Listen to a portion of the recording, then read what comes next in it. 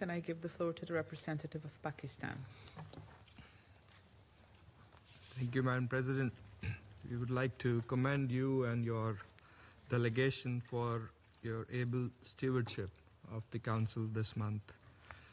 We take note of the Secretary General's latest report and thank the SRSG and Head of UNAMA, Madam Roza Otunbayeva, for her comprehensive briefing.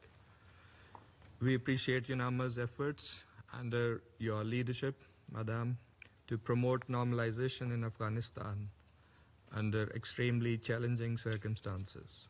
We also thank ASG Joyce Masuya and Executive Director Seema Bahous for their valuable complimentary briefings. Madam President, nearly 4 years since the assumption of the power by the de facto authorities, the situation in Afghanistan remains precarious. Amidst growing global distractions and corresponding reduced attention, the plight of the Afghan people has worsened, marked by crippling sanctions, a dysfunctional banking system, dwindling humanitarian aid, terrorism, narcotics, and persistent human rights concerns. While some of these challenges are a legacy of Afghanistan's violent past and others stem from its internal ideological and political dynamics, the truth remains that the international efforts towards normalization have fallen short of what was needed. The 2025 Humanitarian Needs and Response Plan remains critically underfunded, with only 15.7% of the required 2.42 billion secured so far. The international community must fully and unconditionally fund this plan for the sake of the Afghan people's well-being. Pakistan supports efforts to stabilize Afghanistan's economy, revive its banking system, and explore mechanisms for unfreezing Afghan financial assets. Despite our own constraints, Pakistan remains committed to pragmatic engagement in expanding trade and pursuing key regional connectivity initiatives such as the TAPI, Kaza 1000, and the Uzbekistan-Afghanistan-Pakistan Railway.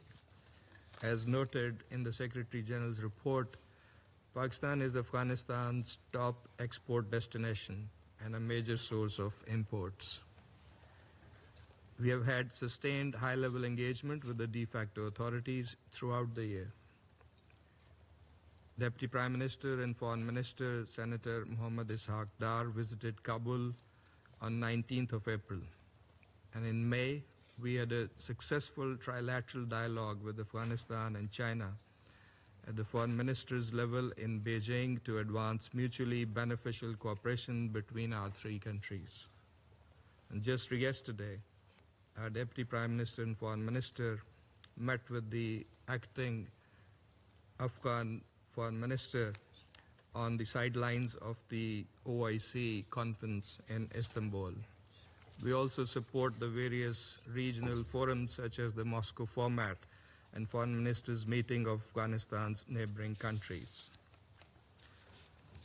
Madam President, we welcome UN efforts, including the Doha process aimed at structured engagement with the de facto authorities. Pakistan was among the first to call for sustained engagement and has proposed a broad roadmap for normalization. A comprehensive and inclusive framework is now urgently needed, one that also addresses regional concerns as identified in the independent assessment report. We hope to get a detailed plan of action for the mosaic approach that has been proposed by the UN. Any such plan must pay equal attention to all the issues in a balanced manner. Afghanistan's internal challenges continue to spill over into the region. Pakistan has hosted millions of Afghans for decades. Since August 2021, an additional 1 million undocumented individuals have crossed into Pakistan, creating, among other issues, law and order concerns.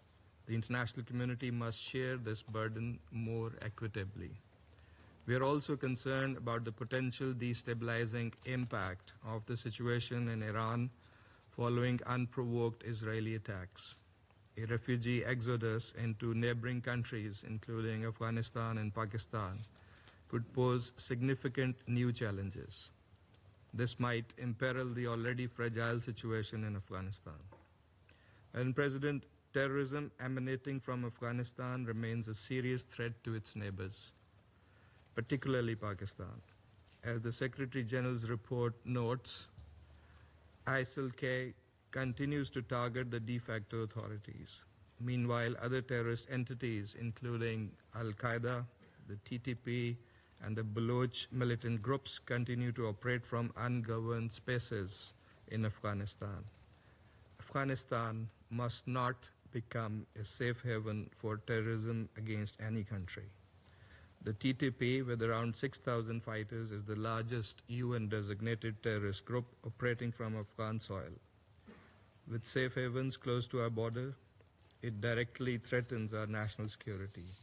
As part of our defensive measures, Pakistan has confiscated a significant cache of modern weapons originally left behind by international forces in Afghanistan.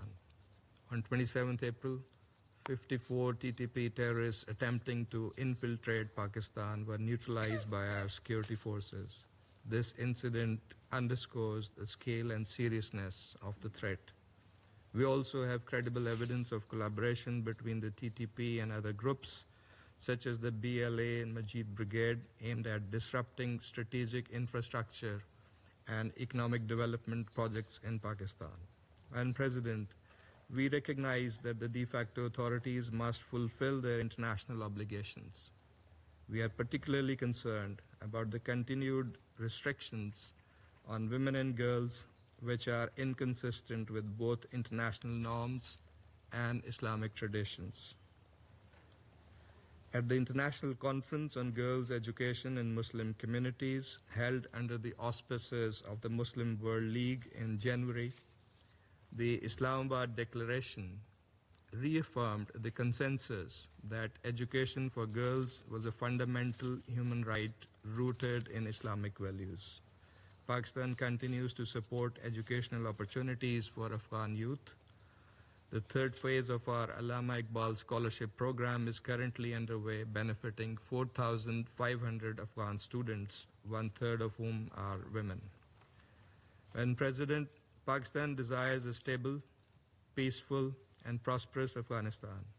We remain ready to support international engagement with the de facto authorities. Such engagement must be based on clear objectives, reciprocal steps, and a realistic roadmap sensitive to Afghanistan's unique social and political fabric after more than 4 decades of conflict. As two immediate neighbors bound by history, geography, ethnicity, language, faith, and culture, our destinies are deeply intertwined. Dialogue and diplomacy are the only viable pathways to peace and progress. Pakistan stands committed to playing a constructive and proactive role in helping Afghanistan achieve lasting peace and stability. I thank you. Thank the representative of Pakistan for his statement.